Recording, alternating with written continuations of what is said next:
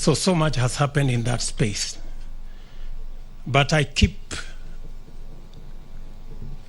as we reflect on this day when we have come to pray, both those of us who are here and those of us who are elsewhere, two things come to my mind. In a meeting where most of us were, there are some two gentlemen who say two fundamental things.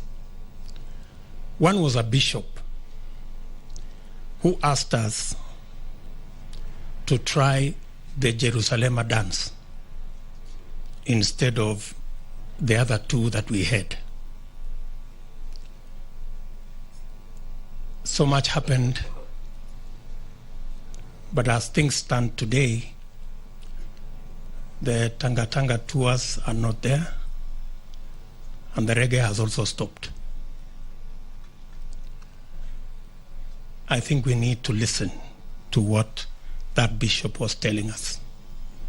We need to do something together.